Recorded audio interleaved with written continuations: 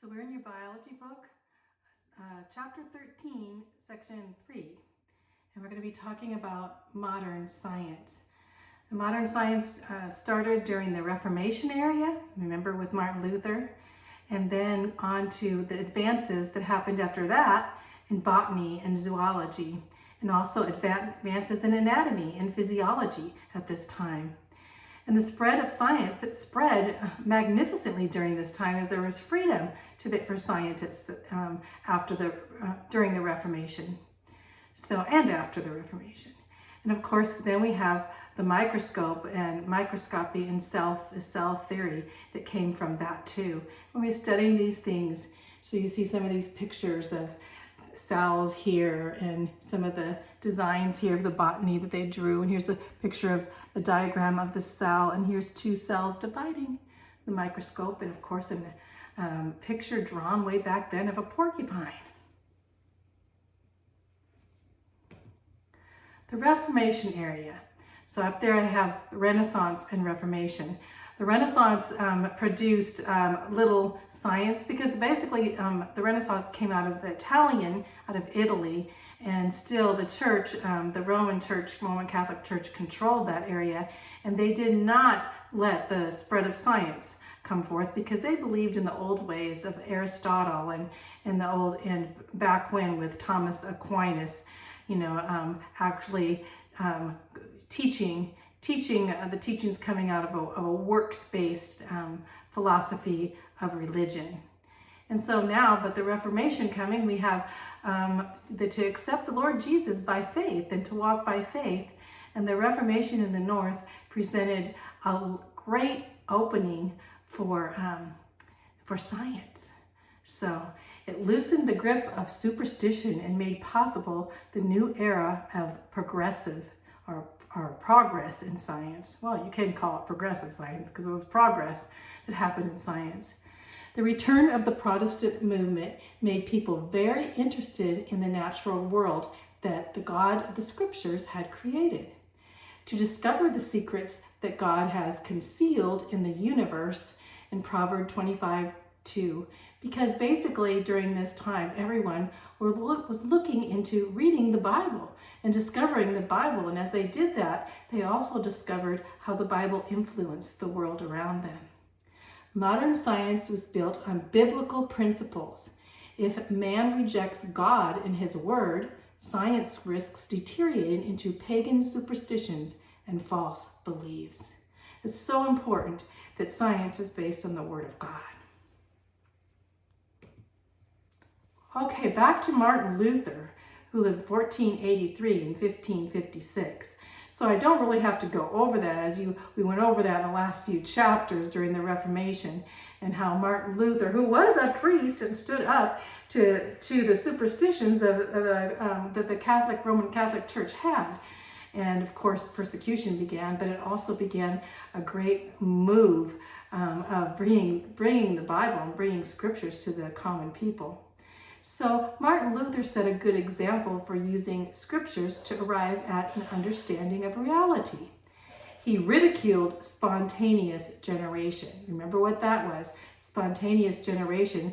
It goes way back to the Greek times, but what it was is that they believed that living things could come from non-living things, spontaneously generate from them, which we found out was not true. So he ridiculed spontaneous generation because of the Genesis account, reading the Bible, that God created the heavens and earth. He labeled astrology as a pseudoscience and superstition. What is astrology? Some people look to the stars for the future, and so they do their horoscopes and all this. And he said that is basically a superstition. Astrology is not a science. Now, astronomy is a science, studying the stars. Well, his lifelong interest in science and true learning made him foundational in the development of scientists coming and natural. Back then, they called him naturalists, because as they studied nature, they were studying what God had made, God's creation. Martin Luther's son Paul became a physician who helped transform alchemy into the science of pharmacology. So alchemy was an old subject of trying to, actually the alchemists, they tried to manufacture gold, make gold in the beginning. And then on to, studying different substances. Well, he helped make this pseudoscience into the science of pharmacology. And pharmacology is medicine, and how different herbs and such were good for the body, good for medicinal purposes. Botany, Otto Brunfels, in 1488 to 1534. Now we're still in the 1500s, it's pretty early. Botany was closely connected to medicine, they found, because there were certain plants that would help sicknesses. So Otto Brunfels was a Protestant pastor and schoolmaster that lived in Strasbourg, France. And he wrote Herbarum Vitae Icon, and living pictures of herbs. So he drew pictures of different herbs for physicians and apothecaries who used these for medicine. So he found 250 plants and he illustrated them from actual observation of all these plants. So he went out and studied those plants and studied the effects that plants had too, and trying to find out certain medicines for certain types of diseases.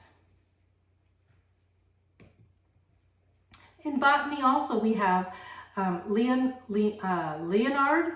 Fuchs. Leonard Fuchs from 1501 to 1566. He taught at the Protestant University in Germany, and he wrote The Natural History of Plants. He accurately illustrated 500 medicinal plants, 500 plants that could be used for medicine. So, and he sent his students, his medical students, and when they had free time, he sent them roaming the fields and mountains, collecting and studying plants.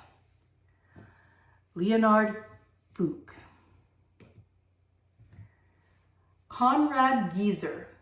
Conrad Geiser was a naturalist. So naturalist means he wasn't just a botanist, he studied plants, but he also studied animals. And of course, he lived in the early 1500s, 1516 to 1565. He was probably considered the most educated naturalist in his day. He was a professor of natural history and medicine at the University in Zurich, Switzerland. He lived in Switzerland. He was a staunch Protestant. He was a believer, Christian man, and his primary contribution to science is he wrote a 5-volume book, History Animalium, which means histories of animals. And he also studied plants, botanical work, Opera Botanica, which described many kinds of plants. So we're talking about foundations now in science now of botany, and going into zoology, and into natural history, a naturalist. And now we're going into the human body, and we'll talk about Andreas Vesalius. Andreas Vesalius, he too lived in the early 1500s, and we're considering him, well, he was considered, I should say, a father of anatomy. In 1543, that year, it says, marks the milestone in the history of biology, 1543. Because of Andreas Vesalius, he was a devout Roman Catholic from Brussels, Belgium, and he studied the work of Galen.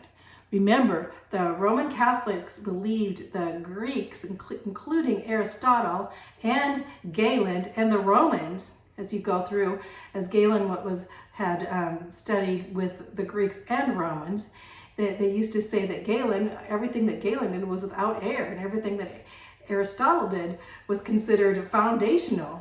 Well, Vesalius saw many contradictions in Galen's book, and the bodies that he was dissecting didn't look like the same that Vesalius had pictures of. So he developed a new book, and this book was called Humanae Corpore Fabrica, which means the structure of the human body, called Fabrica.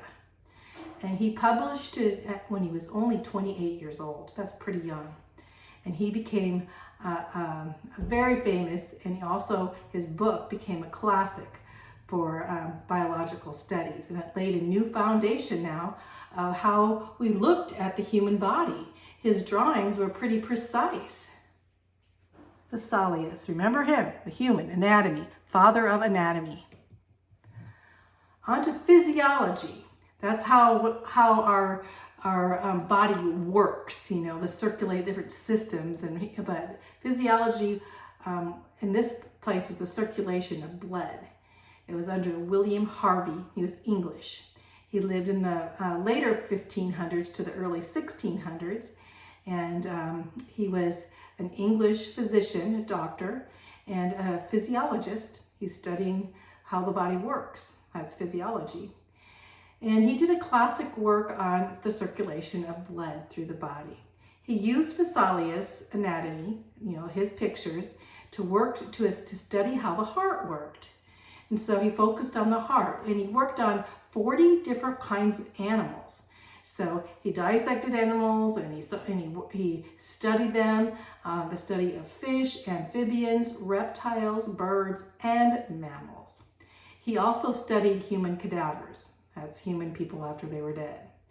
And he watched the heart pulse of many animals. He even watched the heart pulse of wasps, hornets, flies, slugs, snails, shrimp, and crabs. And he used these similarities to better understand mankind's body, especially in talking about the circulation of blood in the heart.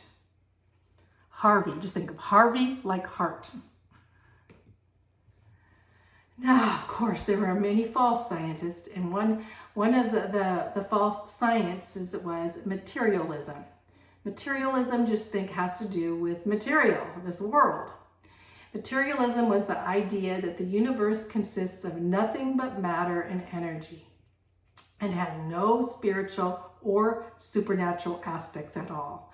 Everything is humanistic, everything's based on man, and everything's based solely on what you see. No spiritual considerations at all. This was called materialism. That man could arrive at all knowledge through science too. So basically saying, you can know about science, then you can know everything. But that's not true, is it? We still have the spiritual realm. We still have God. Science can't even explain God or explain man or explain where man came from. So here we have now the materialism. These materialistic scientists took God out of the picture. This threatened science. But fortunately, like men like Robert Boyle, who was a diehard Christian, he was the father of chemistry. He, in fact, had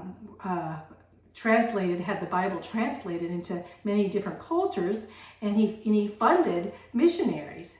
Robert Boyle was a lover of God. Let's just say that. He wrote a lot about the love of God. And then, of course, we have Sir Isaac Newton, the father of physics. And he definitely was a diehard Christian. In fact, he studied the Bible so much. He wrote a whole, I don't know how many pages. I think it's like, 500 pages trying to study through the scriptures, and especially on the book of Daniel. So Isaac Newton and Robert Boyle were diehard Christians. And so at that time, fortunately, we had people that fought this materialism, this false science.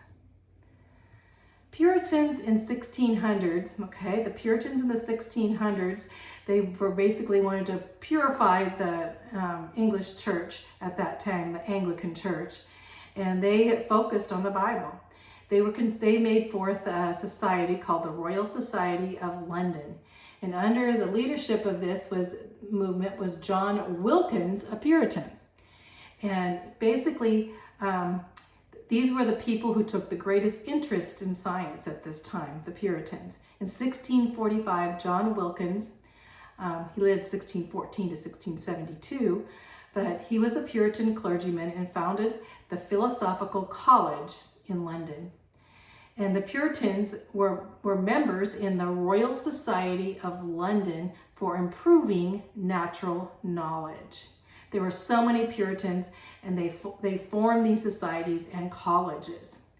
And actually, Robert Boyle, who we talked to, and Isaac Newton too, they were members of the Royal Society of London of Improving Natural Knowledge. So basically, John Wilkins also created this whole, created this whole Royal Society to repudiate the unbelieving materialistic philosophers. He put together the saying, yes, let's get together so we can show these guys how important it is to base science on the Bible. So John Wilkins believed science, and the Puritans believed that science can teach us about the physical, but not about the mind, the soul, the spirit, and the supernatural. The French Academy of Science in Paris now. That was in England. Now we're going to Paris. In Paris, this academy was founded in 1666, and it was supported by the Huguenots. You remember the Huguenots were those French Protestants that actually got banned from France under Louis XIV, right? And even before Louis XIV. And so they were diehard born-again Christians. And Jansenists. Jansenists were Catholics that had been born again and believed in the Bible. And one of these scientists, Blaise Pascal, who lived 1623 to 1662, he died at a pretty young age. He was a Jansenist, and he was a great mathematician and scientist, and he loved God with all of his heart. There's Blaise Pascal. You'll study him in physics of some of his properties. And these scientific societies formed all to share their findings. Remember, Pascal was French. Now we're going to the microscope. Microscopy, we'll talk about Robert Hooke and cork. So what did Robert Hooke do with cork? He studied cork under the microscope. So the Robert Hooke and the development of the microscope with magnification opened a whole new world. Here basically is Roger Bacon, and here is Robert Hooke. So you can see him studying there. I always know Robert Hooke always had these droopy blue eyes, you know. I don't know why, but Hooke's his name, like Captain Hook, you know. Anyway, the concept emerged from medieval English monk Roger Bacon of using a microscope. So here's Roger Bacon, and he lived way in the 1200s. So he lived a few hundred years before Hooke, and he had developed a microscope to look under the microscope and magnify things that were very tiny. So Robert Hooke in 1653, you notice that Roger lived in 1292, 16, we're talking about 300 years later. And we have Robert Hooke here now using his work and using the microscope, and published his work, Micrographia. And so that's where he looked and described the cells of a cork. You know, corks are made of plants. And so he described the cell wall and such of a cork. And we're talking like tiny, tiny cells. And then of course we have Anton van Leeuwenhoek. Oh my goodness, he's one of my favorites. In 1632 to 1723, so you can see he's in the late 1600s. He was the first person to devote his whole life to the studies of the microscope. The thing about him is he lacked schooling. He didn't go to the scientific schools, but he was financially independent, so he didn't need to go out to work in the fields. He had the money, so he made the hobby. The microscope was his lifelong hobby, and he loved playing with the microscope, and he made his own microscopes, over 200 of them from homemade parts. And he had no system of study. He didn't go through, the scientific method or anything. He just was observing these things under the microscope and drawing them. And he wrote down about what he saw. And he wrote books on them. In 1675, he described them as animalcules, like little animalcules. And now they're called protozoa. And he described bacteria that he scraped from his teeth. He took bacteria and scraped them from his teeth and then described this bacteria under the microscope. And he made these scientific publications of these pictures, which were published. And he started a new era of biology. He was just a great observer, and it was his hobby. He spent many, many hours, and he just thought this was the funnest thing, and he was looking at these unusual creatures that were very tiny under his microscopes. The Discovery of Vorticella by Anton van Leeuwenhoek in 1675. These are Vorticella right here, these little creatures that you find in rainwater. He found them in rainwater. See them like that? And he goes, oh my goodness, look what I'm seeing. So he discovered these, and he let the rainwater stay for a couple days.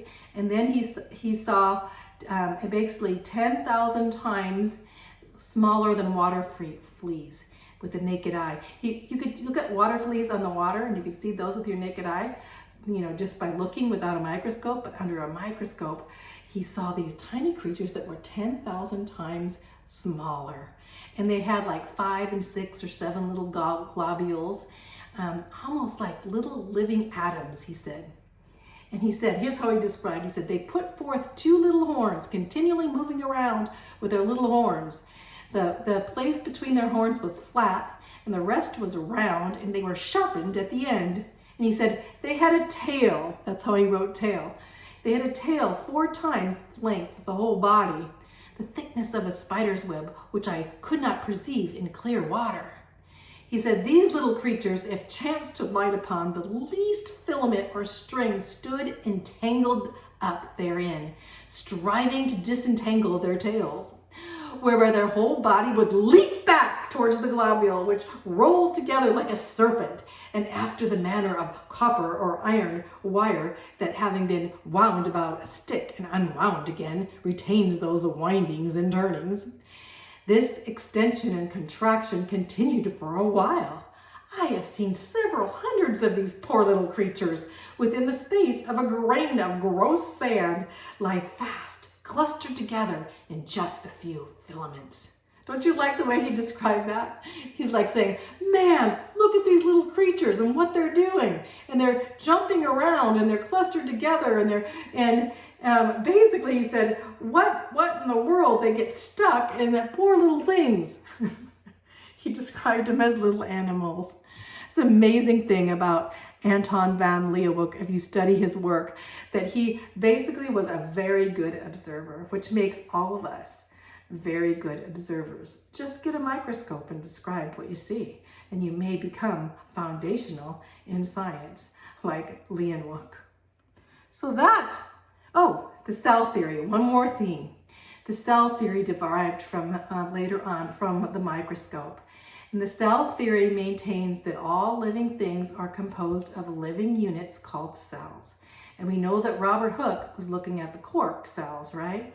And now we have Leeuwenhoek looking at these small little creatures under, but even smaller than that are the cells. All cells come from pre-existing cells. This wasn't widely accepted until the mid-19th century, but the scientists back then did believe in these cells. And they believed they were the basic unit, which time microbiology became a recognized study of science. As soon as the cell theory came in, and they thought, okay, the cell theory in the 1900s, they said, okay, we're going to all study microbiology. Before that time, they just thought it was ridiculous. Well, the cell theory suggested that all life follow this pattern of cell. And thousands of investigations were conducted that verified this theory. The theory was that all living things are made of a basic unit of cells. And this would be God's living design. Here's an old picture of the cell as they put the cell together, looking at that cell. And here's, of course, some drawings here. And then we have the modern picture of the cell with the nucleus in the middle and onto the cytoplasm and on to the mitochondria, as you see there in the Golgi body. And we'll go study that later on in biology. So that's about it right now. So we're going to go on to the next chapter, which is going to be talking about evolution and why we should not believe in evolution.